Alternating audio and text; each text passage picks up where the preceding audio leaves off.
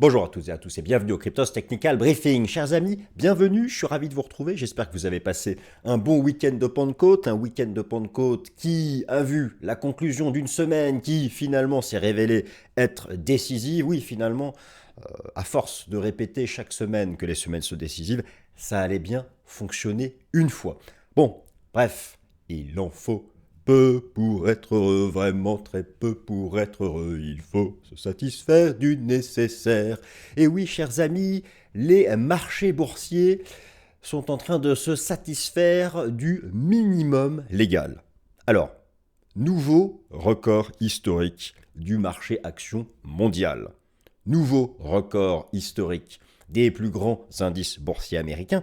Et cela est dû tout simplement à une reprise la semaine dernière de la désinflation US. Cet indice des prix CPI, c'était cette publication la semaine dernière qui était décisive, qui a vu après 3 mois de pause, janvier, février, mars, où les taux d'inflation US se sont mis à plat, qui a vu la reprise de la pente baissière de l'inflation US. Alors d'ailleurs, c'est assez intéressant parce que le marché s'emballe à nouveau, le marché y croit, alors que chaque jour, dès qu'un membre de la Fed s'exprime, il est là pour calmer les ardeurs de tout le monde. Les membres de la Fed disent non mais arrêtez, arrêtez de rêver. Nous n'avons pas encore les éléments suffisants pour affirmer avec confiance que l'inflation US reviendra à 2% d'ici la fin de l'année. Mais pour le marché, il en faut peu. Il faut des bons résultats d'entreprise. D'ailleurs, cette semaine, résultat trimestriel de Nvidia. Nvidia, c'est la même configuration graphique de Bitcoin. D'ailleurs, Bitcoin qui se trouve, au moment où j'enregistre cette vidéo, plus qu'à 19 000 $, que cet objectif que je vous ai proposé début mai, en expliquant que, enfin, pas pour fin mai, hein, c'était ma cible, fin novembre, 90 000 $. Je pense que nous sommes toujours dans les clous pour y aller avec peut-être même plus que peut-être. Je prends toujours des pincettes. Cette vague 4 qui est donc terminée, enfin, qu'est-ce qu'elle nous a gavé? Elle m'a bien... Cette vague 4 qui a duré 2 mois, du 13 mars, et à cette session du mercredi 1er mai. Et le marché qui a pris à revers l'adage Sell in go away, car depuis le mercredi 1er mai et la mèche à 56 500 $, le cours du Bitcoin propose un rebond bien construit sur le plan technique. Tenir un support, c'est bien, c'est ce que je répète souvent. Franchir une résistance, c'est bien mieux. Et le marché a depuis franchi par étapes des résistances. Et nous avons donc un seuil d'invalidation du rebond qui remonte. Et naturellement, hier, lundi, le suspense est à son comble, à son paroxysme pour la validation des ETF, ETH. Personne n'y croyait. Techniquement parlant, d'ailleurs, l'Ether à 3 000 $, c'était propre. C'était une belle configuration technique, une structure en ABC encore plus propre que Bitcoin. Parce qu'il a fait le 1 pour 1. Les divergences haussières, d'ailleurs, superbe divergence haussière hebdo toujours sur ETH, BTC. Est-ce qu'on y est enfin? Bon, je vais en dire un mot. Mais voilà, il s'avère que d'après les experts, oui, les experts, il y a des experts partout. Vous sentez-vous expert des cryptos? Moi, je ne me sens pas expert des cryptos. Mais il y a des experts ETF. Chez Bloomberg, deux petits monsieur très, très sympathiques, très actifs sur Twitter, mais non, mais des vrais gars sérieux, hein, qui sont considérés comme les experts ETF. Et ils suivent. C'est eux qui avaient très bien accompagné. Vous avez monsieur James Seyffart et Eric Bulkenas. Ils avaient très bien accompagné la validation des ETF Bitcoin Spot. Et il s'avère que depuis hier, ils ont relevé, mais pour des raisons tangibles. Enfin, la SEC communique. Vous savez, ce jeudi et ce vendredi, ce sont les premières dates limites pour certains émetteurs au sujet des demandes de validation, je vais être précis, des ETF. ETH, ETF, Ether, Spot des États-Unis. Oui, car rappelez-vous, les ETF, ETH, Spot, par exemple à Hong Kong, ont été validés il y a un mois. Et c'est vrai qu'on se disait, oh là, c'est validé à Hong Kong, est-ce que la SEC va changer son fusil d'épaule? Alors que la SEC ne communiquait pas, semblait complètement fermée, rien n'est fait. D'ailleurs, je vais vous remontrer là dans la vidéo les différentes dates limites au sujet de cette validation des ETF, ETH. Par exemple, BlackRock, c'est en août la date limite. Mais voilà, ce jeudi, ce vendredi, c'est des premières dates limites. Voilà, la SEC, elle peut dire oui dès ce jeudi, et c'est oui à tout le monde, et fin de l'histoire, to the moon. Elle peut dire non, mais apporter des conditions, ou laisser la porte ouverte, la porte ouverte à toutes les fenêtres, comme on dit, à un oui futur. Ou elle peut dire non, définitif, et faire un méga doigt au marché. Voilà, chers amis, donc c'est parti, j'ai pas mal de choses à vous montrer, donc nous sommes le mardi 21 mai. Et donc, il en faut peu pour être heureux, vraiment très peu pour être heureux. Il faut se satisfaire du nécessaire. Et oui, chers amis, je peux chanter aussi. Alors, donc, il faut se satisfaire du nécessaire. Vous savez, bon, alors, oui, encore Bitcoin, voilà, très bien. Alors, le point bas est-il en mai? Je crois que c'était le titre de ma vidéo il y a 2 semaines. Bon, je vais revenir dans la partie technique sur cette fameuse construction technique. Je vais reprendre, je vais vous proposer les cibles. Donc voilà, nous sommes entrés dans la 5 de la grande 3. Franchement, les amis, moi, cette vague-là, je vous le dis, elle m'a gavé. Elle m'a tellement gavé. Mais je pense qu'elle a gavé tout le monde. Alors qu'elle est restée dans les standards de l'analyse technique, comme nous avons vu chaque mardi. Elle est restée dans ce qu'il y a de plus usuel en termes de retracement, d'extension. Bon, allez. Est-ce qu'elle est... Alors, vous savez, il y en a encore qui disent qu'elle n'est pas terminée. Oui, parce qu'ils se disent qu'on va faire une A, une B, une C et repartir. On verra. Bon, alors, il en faut peu pour être heureux. Le marché n'y a Dieu que pour l'inflation. Et donc, la semaine dernière, vous voyez, ce petit tic à la baisse, là, eh bien, c'est une reprise de la désinflation US selon le CPI. Bien. Bon. Et donc, conséquence de tout ça, eh bien, selon l'outil CME Fed Watch Tool, oh là là, putain, j'aurais pu faire un peu, j'ai pas fait d'effort pour l'accent là, désolé. Donc, selon l'outil CME Fed Watch Tool, eh bien, la probabilité que la Fed pivote le 18 septembre est de 49%. Bon, c'était quasiment zéro il y a 2 semaines. Attention tout de même, chers amis. Vous avez sous les yeux le PCE, car oui, la Fed regarde d'abord le PCE. Et donc, le PCE est mis à jour fin mai. Je crois, vendredi 31 mai. Donc, ce sera là vraiment décisif. Enfin, le PCE sous-jacent. Bon, naturellement que si fin mai, le PCE sous-jacent, qui est l'indice d'inflation favori de la Fed, devait confirmer la reprise de la désinflation sous-jacente, c'est-à-dire celle qui exclut le prix du pétrole, l'alimentation, poissons, etc. Eh bien, nous aurions des éléments fondamentaux pour une belle fin de printemps et voire un beau début d'été.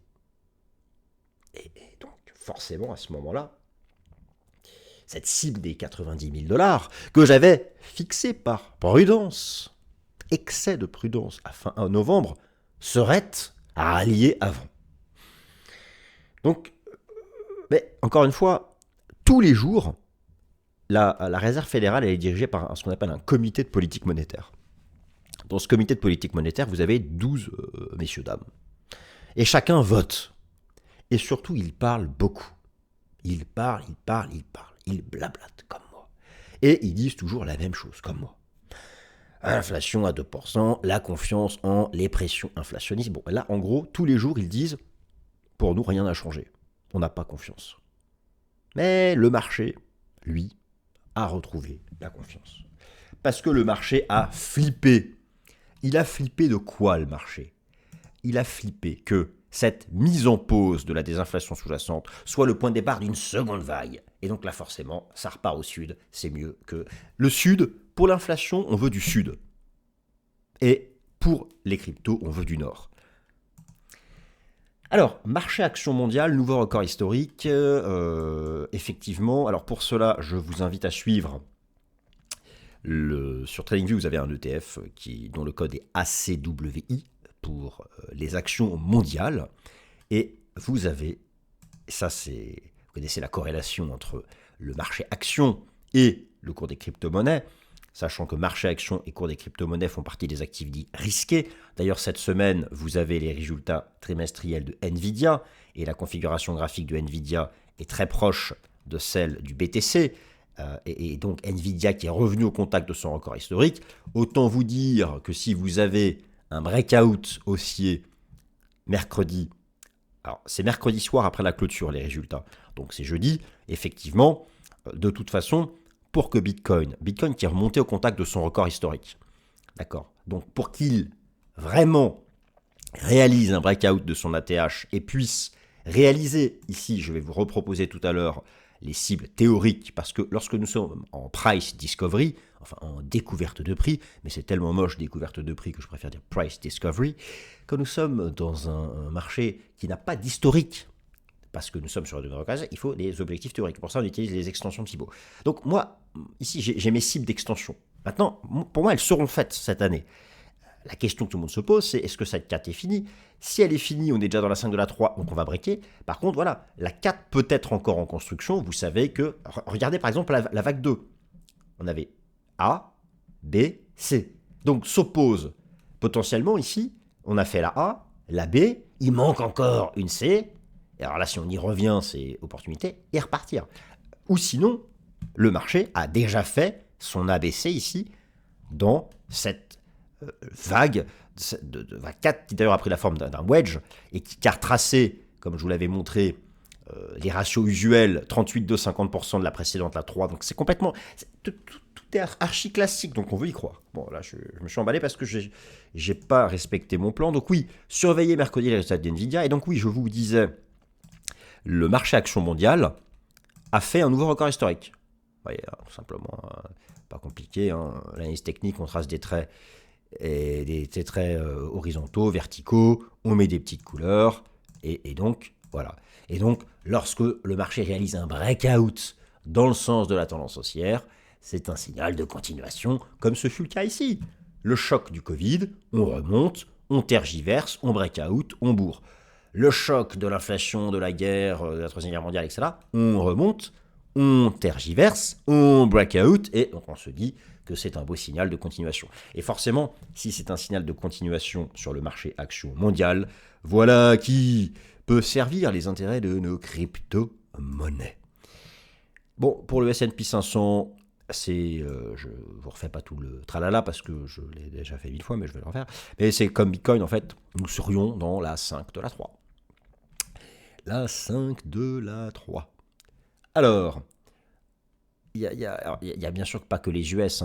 C'est un call dont je vous ai beaucoup parlé. Vous savez, souvenez-vous, expliquer que c'était aussi une belle année de reprise pour le marché action chinois, que ce soit Shanghai, Shenzhen ou Hong Kong. On a en fait partout des tendances boursières qui sont intéressantes sur le marché action. D'autres éléments intéressants, l'emballement haussier. Alors, non pas du dollar US, mais des métaux précieux, avec ce que j'ai noté, et pour vous montrer que les breakouts dans le sens de la tendance, c'est vraiment propre. Vous avez un rattrapage du cours de l'argent métal, du cours de l'argent métal, là aussi, impulsion, trading range, on a fait un gros range, et on a breaké les 20. Regardez, c'est propre, on a breaké les 26, le pullback, là on rebreak les 31. Alors c'est intéressant parce que nous savons que entre les métaux précieux et les taux d'intérêt et le dollar, et entre le marché crypto, les taux d'intérêt et le dollar, s'expriment les mêmes corrélations. Pour le coup, elles sont inversées. Alors, ce qui est intéressant de noter, c'est que on a depuis le début de l'année une reprise du dollar, même si là, ça recorrige.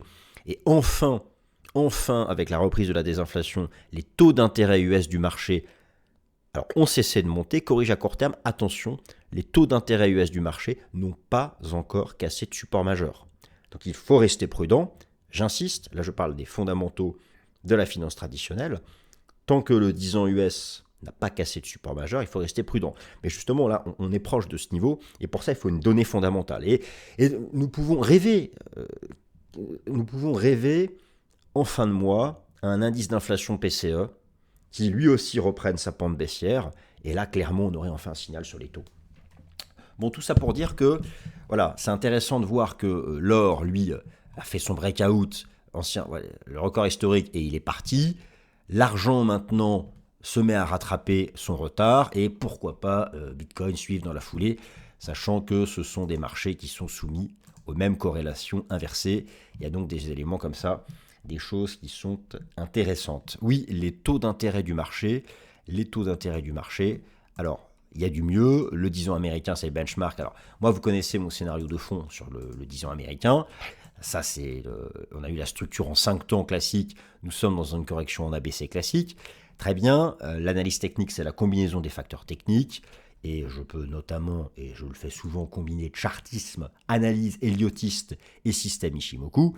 Et donc, le croisement du nuage donne le point de départ d'une puissante phase tendancielle. Et là, on voit que le marché revient dessus. C'est vraiment lorsque ce seuil-là sera brisé. Lorsque le marché brisera les 4,10, 4,20, vous aurez à la fois une rupture chartiste, une rupture en Ishimoku, une rupture de momentum.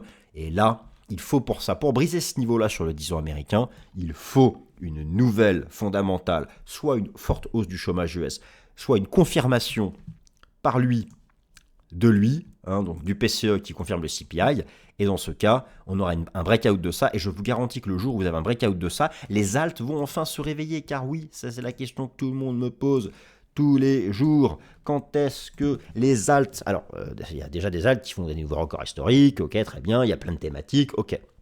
Mais globalement, tout ce troupeau des alts, qui d'ailleurs souvent étaient des stars de l'ancien cycle haussier, qui ont tenté quelque chose en janvier-février, qui se sont pris une branlée dans la correction d'avril, et quand est-ce qu'elles vont, elles aussi, avoir leur chance?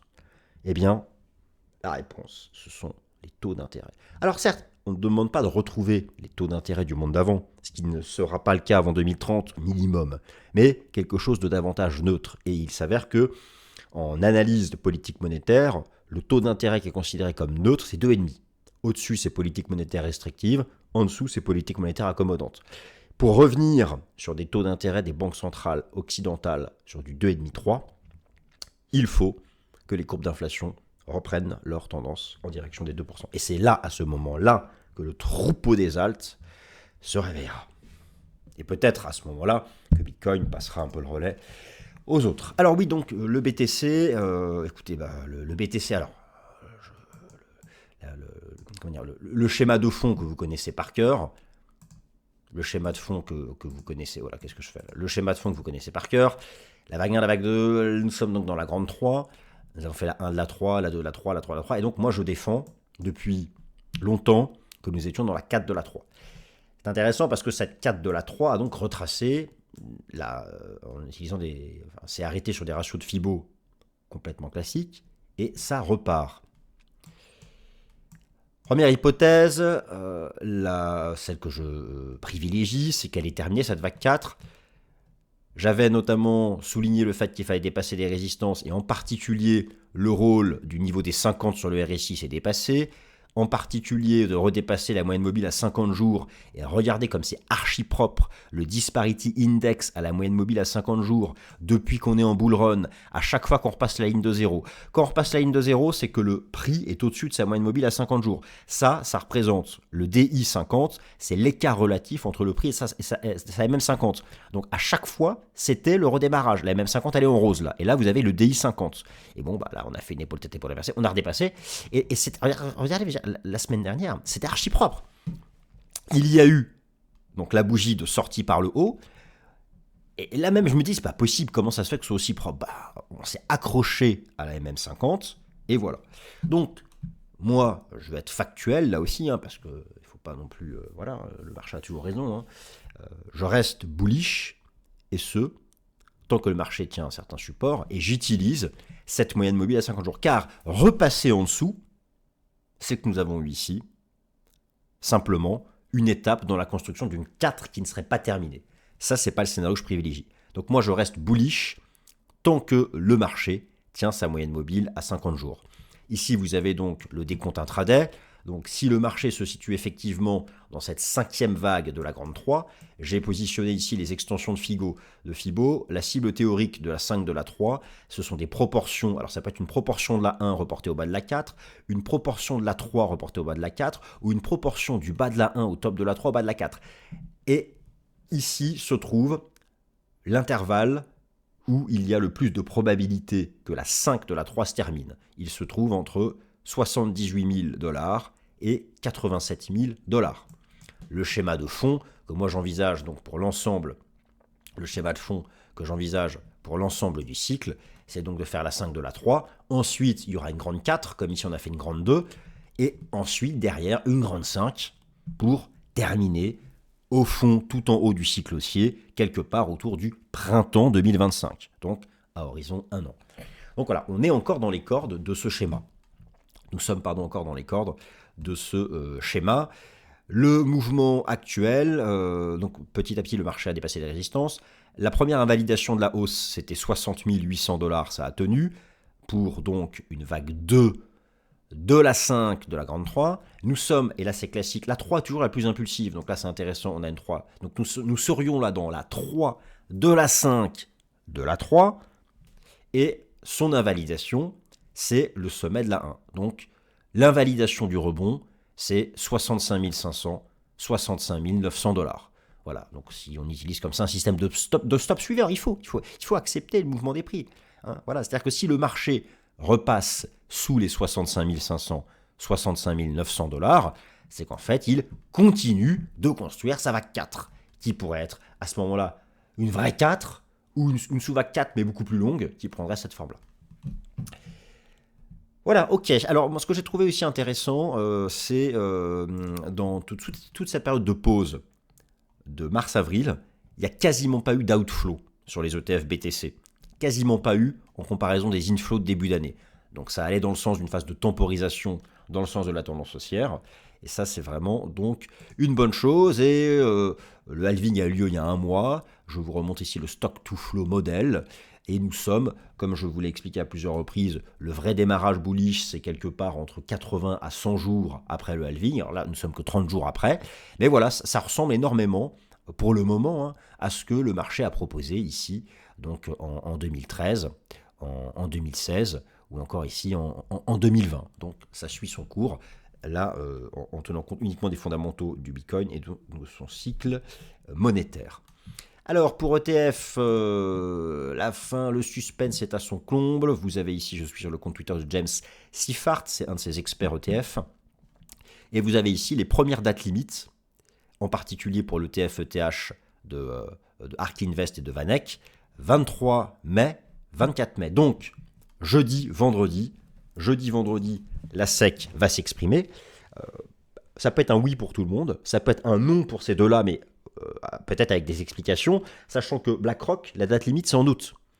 Voilà, là on sait que la SEC a demandé la mise à jour de je ne sais plus quel formulaire, peut-être le 19B4, bon voilà, de l'administratif, en mode urgence, un peu comme elle avait fait quelques jours avant de valider les ETF BTC.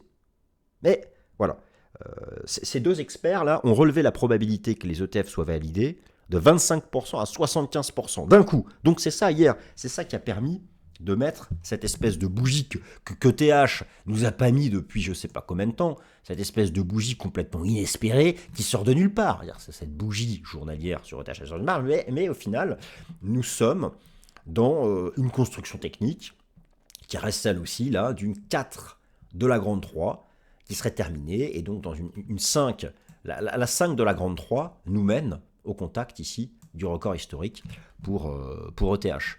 Alors, bull trap, pas bull trap, techniquement parlant, on a envie d'y croire. Là, c'est le même topo. Le marché est sorti par l'eau d'une compression qui ressemble étonnamment à celle de Bitcoin, une sorte de structure en wedge. Le A égale C était quasiment parfait. Hein. Le A égale C était parfait. Le range EMA 200, MM50. Bon, de la même façon, MM50, vous pouvez aussi ajouter les enseignements du système Ishimoku, hein, croiser les enseignements du système Ishimoku. Voilà, il ne faut pas repasser là-dessous. Mais c'est la même chose sur ce BTC. Hein. Et donc, ce qui est intéressant aussi, d'un point de vue relatif, peut-être enfin le réveil de celui qui m'a tant déçu, car il glissait, mais peut-être. Voilà. Elle est belle, c'est une belle divergence haussière, dans une zone où, ici, il y avait de la liquidité. Bon, voilà, on a envie d'y croire. Est-ce suffisant techniquement parlant? Eh bien, c'est pas encore. Voilà, pour moi, il faut dépasser 0,530. Il faut redépasser cette résistance sur ETH BTC, EMA 200, EMA 200, et là, oui, ce sera bon. De toute façon, c'est la SEC qui va décider de tout, mes amis. Le BNB, qu'est-ce qu'il était beau, ce triangle? Je vous l'avais expliqué. Vague 4, triangle de continuation, classique, machin. Le truc sort par le haut. Solana, il fallait redépasser cette résistance pour repasser bullish, et MM50. vague 4 potentiellement aussi terminée. De toute façon, les configurations sont les mêmes partout. MM50, MM200, range, on par le haut. Invalidation sous MM50, sous les 162, système Ishimoku, voilà. Tous les indicateurs techniques donnent les mêmes niveaux d'invalidation. Donc voilà, on tient ces supports, c'est bullish, on les réintègre. Tout ça était un bull trap, tout simplement. Et Rose, parce que vous m'avez demandé. Et je comprends pourquoi, parce qu'on peut se dire que là, c'est intéressant pour une fin de vague 2, une grande 1, une grande vague 2, qui potentiellement est terminée. Tenir un support, c'est bien. Franchir une résistance, c'est mieux. Vous avez une petite lagging span qui sort du nuage. On se dit que ça a envie de pumper, on a envie d'y croire. Maintenant, il faut donner le start. Et le start, c'est quoi? C'est redépasser EMA 200, MM 200. Donc moi, je vous dis, oui, je crois au point bas de Rose.